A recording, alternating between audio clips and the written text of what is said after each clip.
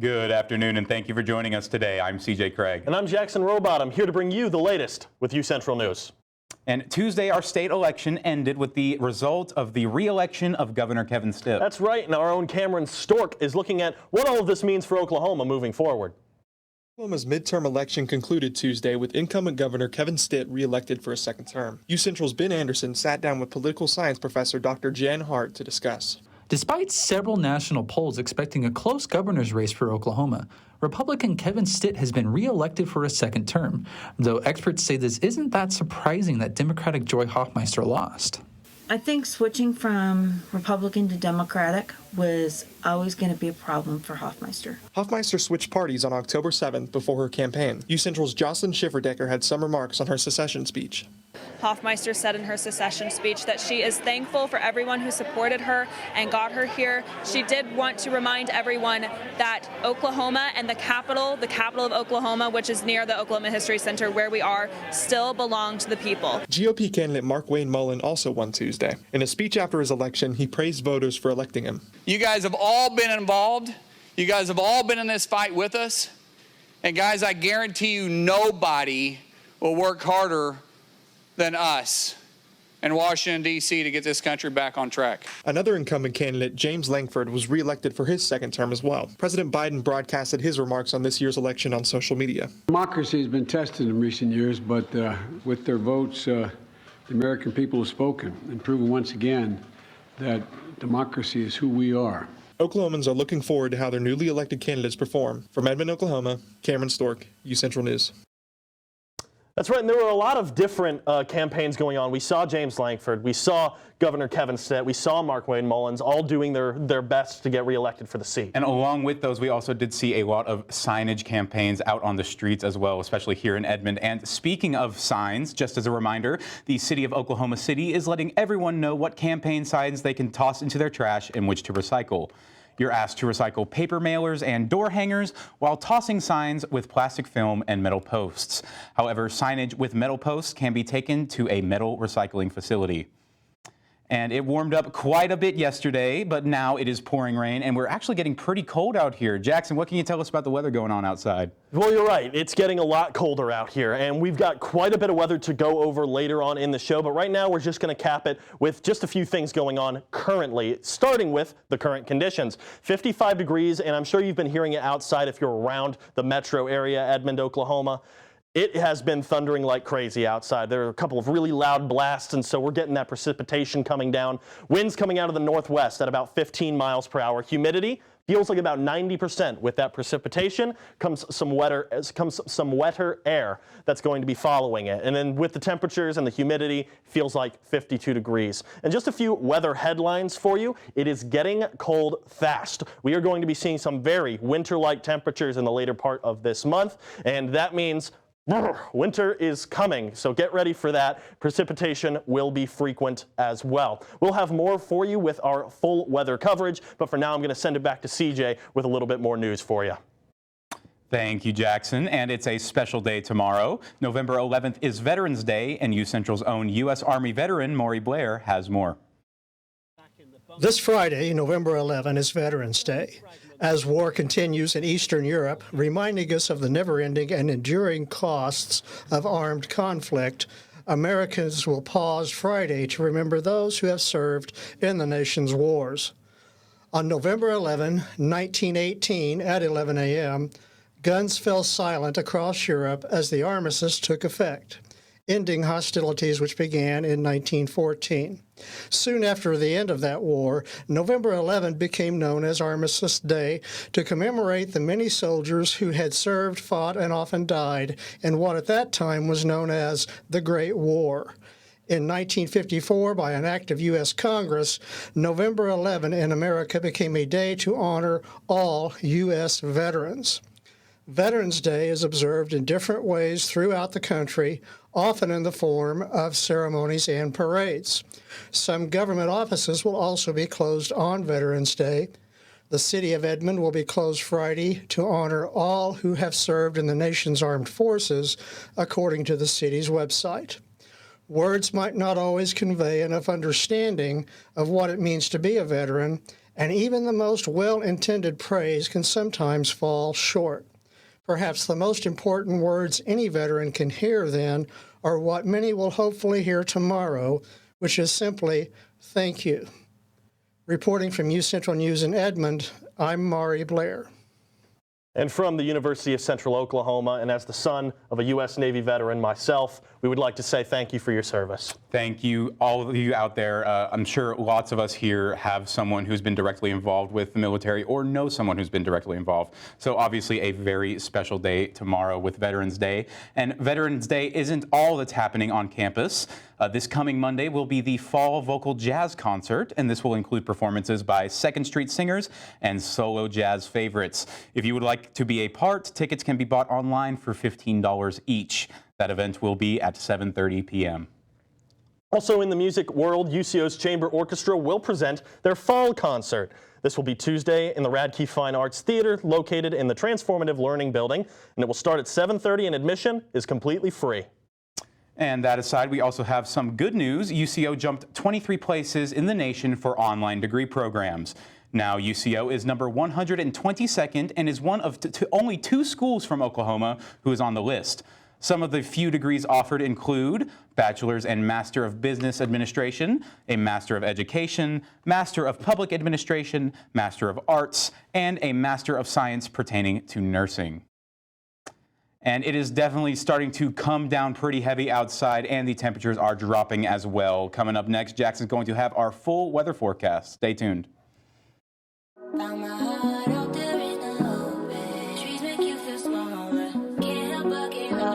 Feel the beat of nature at a park or forest near you. Find a forest and music inspired by nature at discovertheforest.org.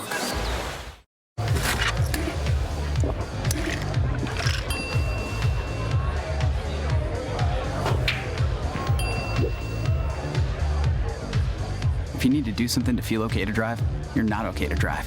Don't drive buzzed.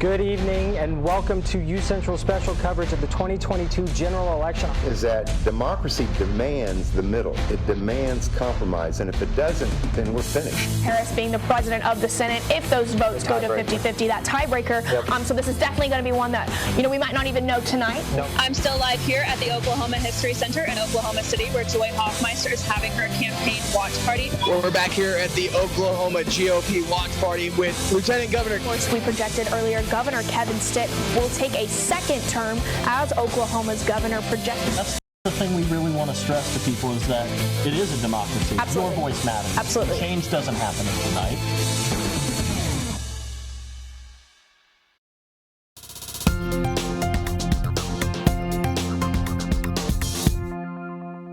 Welcome back to UCentral News, and we are about to go over our full weather report. And we're going to start with the weather headlines. If you missed it at the beginning of the show, we're going to go back over it right now. It is getting cold fast. As you can tell, the temperatures outside are starting to drop pretty rapidly. Those winter temperatures are going to be rolling in quicker than any of us would probably have liked. And so precipitation will be frequent as well. Now, we're going to get into the current conditions around the state of Oklahoma, where we're going to be seeing something a little bit interesting. The further north and the further west you go, it's going to be a lot colder. That's because you got those cold fronts that are moving from the top to the bottom, and it's going to be coming from the west to the east. 59 up here in Guymon, 59 in Woodward, and Enid is feeling it most right now at 54 degrees, 56 up there at Ponca City. But as you can see right here, 61 and 68 for the middle of the state, and then you have this kind of protective heat ring around it, Altus, all the way to Idabel, and then all the way up to Miami. They haven't quite hit those temperatures just yet. They're going to be chilling there into the 70s. As you can see, 71 in Altus, 77 in Idabel, 73 in Miami, and then everywhere in between. A couple of 73s for Lawton and McAllister, 70 in Ardmore, and then 76 up here in Tulsa right now. Now, things are going to get a little bit different as we go into tonight for at least the metro area and across the state of Oklahoma as well. Tonight, you can expect to see temperatures in the 30s, and that precipitation isn't going to be going anywhere until probably a little bit later on tomorrow morning. So cloudy and misty, it's going to be all night long, so make sure you turn that heater up if you're prone to cold, like a lot of people I know are. And so winds are going to be here at coming out of the northwest are going to be pretty sustained, 15 miles per hour with gusts up to 25 is what we were seeing on radar. Humidity is going to stay about the same at 90%, rain chance 80% throughout the rest of the day. All right, and then we're going to get into the temperatures for tonight. This is where things start to get a little bit interesting. Guyman is going to get really, really cold really, really quickly. Here at 26 degrees, 29 up in Woodward, 30 in Enid, 31 in Ponca City. But we're seeing that same trend that we were seeing in the current conditions around the state. Going to be the same when you get into the lows as well. 38 down here in Altus, that little bit of a warmer ring. Idabel's not getting the memo at all. They're staying there at 55 degrees. They're going to be feeling that cold a little bit later on in the week as the front makes its way down. But Miami's going to be feeling it a little bit more at 35. Altus down here at 38. Ardmore and McAllister are going to be some of the warmer lows you're going to see around the state, 42 and 41 degrees. Now, as we get into the temperatures for tomorrow, very few people are going to be out of the 50s. Out of the 40s. 44 degrees up in Guyman, and then you're going to be seeing a lot of 44s across the state. Woodward, Clinton, Oklahoma City, Miami. Idabel's going to stay down here at 57 as well. And then you're going to be everywhere in between 44 to 47 degrees, 49 down here in McAllister. Now, as we get into tomorrow, as we start to make our way towards that work commute, 7 a.m., it's going to be very cool. Get that jacket out, that beanie, those gloves, anything you can do to stay warm. It's going to be very, very cold and very, very damp outside. And so it's going to clear up a little bit as the day goes on, so it's going to be partly cloudy in the morning. It's going to be windy, though, by noon, and we're going to get up to 40. It's not going to get much warmer than that throughout the day. And then by 7 p.m., we're going to be down here at 38 once again, but the skies are going to be clearing up a little bit more as well. And we're going to have a little bit more later for our last look, but when we come back from break, it's going to be Lauren Henry with social media. Don't go anywhere.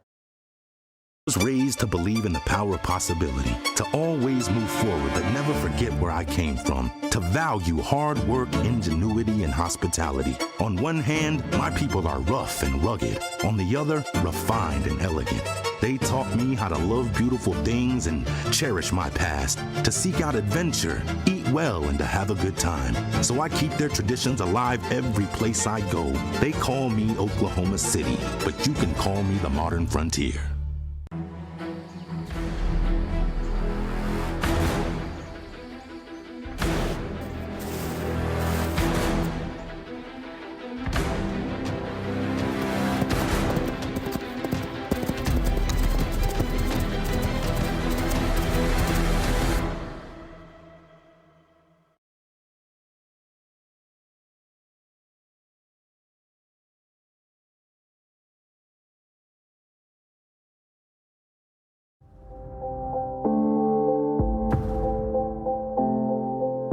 UCentral News as a whole, you got to be in those different areas, like being on camera, being off camera, being in the control room. And so I feel like that is what prepared me most about being in the workplace. UCentral and the mass comm department has provided me all the tools and the fundamentals that are needed in order to thrive well and thrive fast at my job.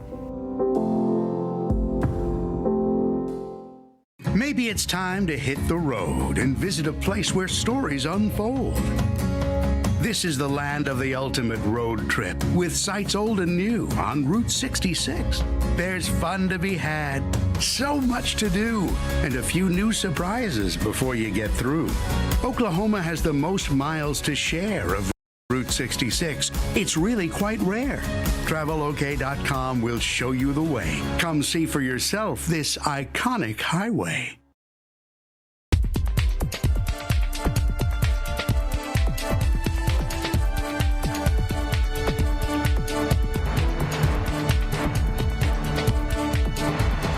I'm Lauren Henry, here to update you about what's going on in the world of social media. Jeff Cook, a member of the band Alabama, has passed away at age 73. A press release from Absolute Publicity, Inc. stated that Cook died at his Florida vacation home on Monday with family and close friends by his side. The musician had been diagnosed with Parkinson's disease in 2012. Cook was known for co-founding the band and was also a member of the Country Music Hall of Fame and the Fiddlers Hall of Fame. An actor, Warren Beatty, has been accused of sexual coercion of a minor. The victim, Christina Hirsch, has come forward with alleged claims that Beatty coerced her into a sexual relationship back in 1973. At the time, she was 14 and he was 35.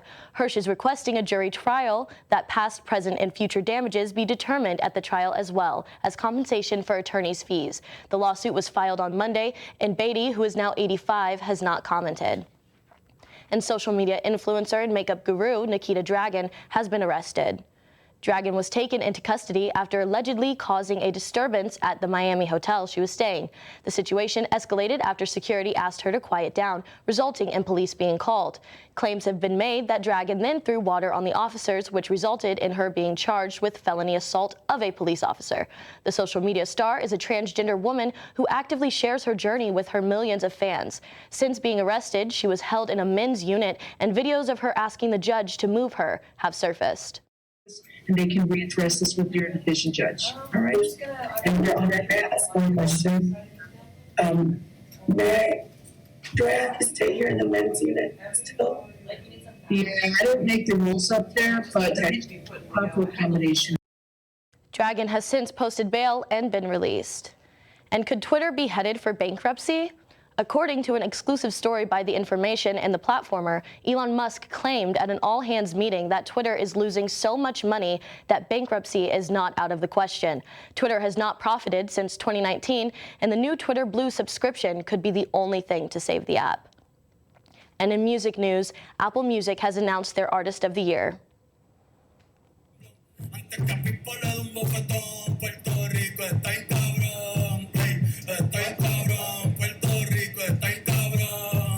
The Latin artist Bad Bunny has been named Artist of the Year and taken the world by storm. His album, Un Verano Sin Ti, is Apple Music's most streamed album of 2022. You can listen to Bad Bunny anywhere that you stream music. And in theaters tonight is Black Panther: Wakanda Forever. The first Black Panther was released in 2018, and the film will star many familiar faces as well as a few new ones. And another movie's trailer is out. Pinocchio, directed by Guillermo del Toro, has just been released. Over there! What is that? Papa! It's space! He's just a puppet! No, I'm not! I'm a real boy! People are sometimes afraid of things they don't know. I don't understand. Life is such a wonderful gift.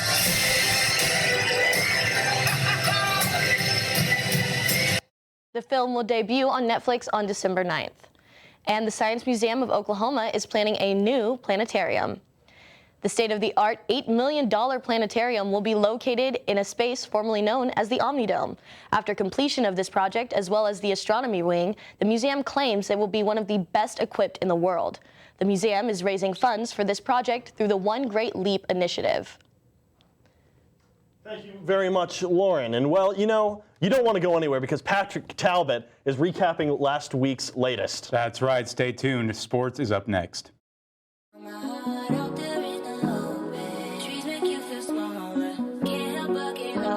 Feel the beat of nature at a park or forest near you. Find a forest and music inspired by nature at discovertheforest.org.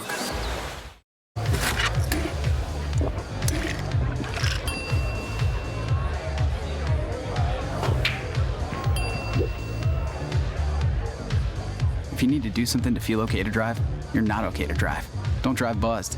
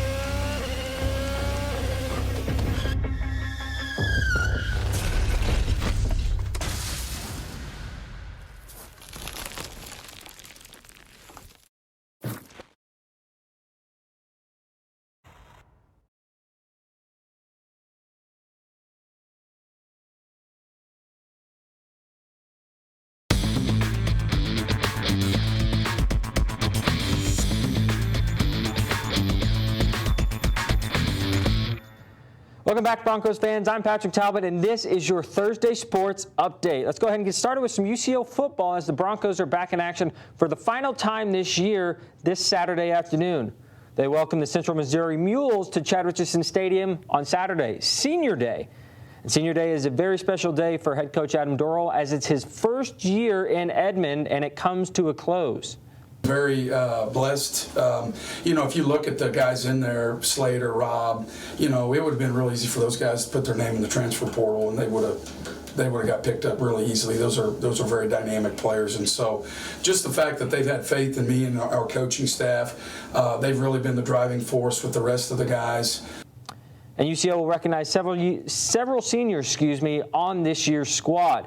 UCO will also honor those who are serving and those who have served in the military as its Military Appreciation Day. It's kind of unique this year. We have a gentleman that's volunteering with us that spent a big majority of his career in the military. He was nice enough to go out and make us all sweatshirts, and so we're going to wear those as a coaching staff. And so, that's something that's very important to us, and a chance for us to say thanks to the veterans that have served in the past and that are serving, and we're excited about that. And we also should have some football weather here in Edmond, as the high on Saturday is a whopping 48 degrees and the expected low is 27. Bundle up for Saturday's game. Kickoff is at 2 p.m. against the Mules. Meanwhile, UCO basketball will not make its season debut this weekend. Flights were canceled for Coach Hoffman and the Chos due to blizzard conditions in North Dakota. The game might be rescheduled, but nothing is official yet. And UCO soccer is making its 15th appearance in the NCAA Division II Women's Soccer Championship this weekend. Central takes on the number 2 ranked Bemidji State Beavers in Minnesota on Friday. To the NFL now, where an NFC South matchup awaits football fans tonight. The 4-5 Atlanta Falcons travel to Carolina to take on the 2-7 Panthers.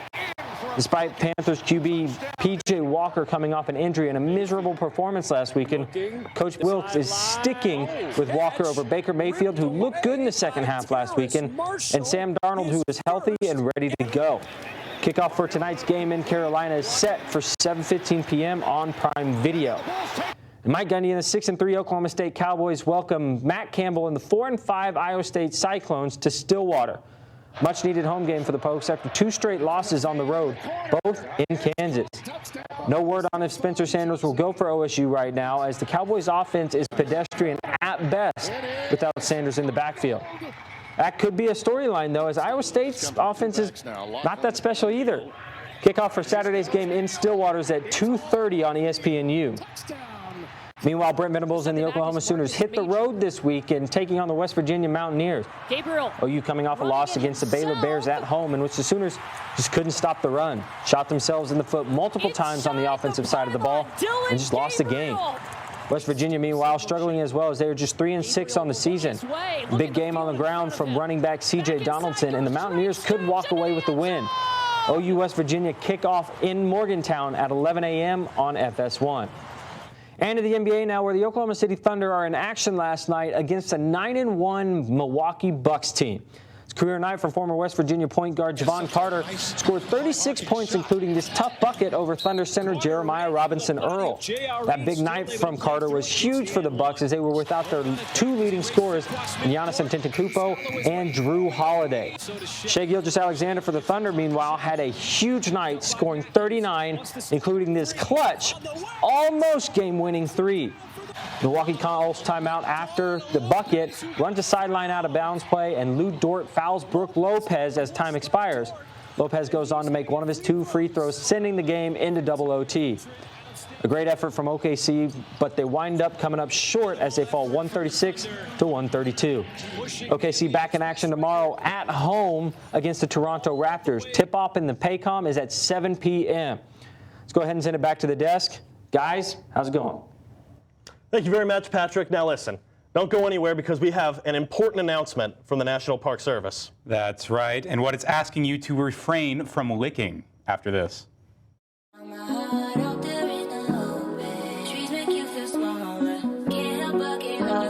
Feel the beat of nature at a park or forest near you.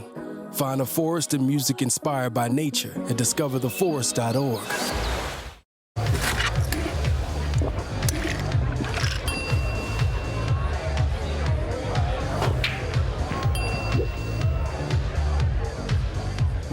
do something to feel okay to drive, you're not okay to drive.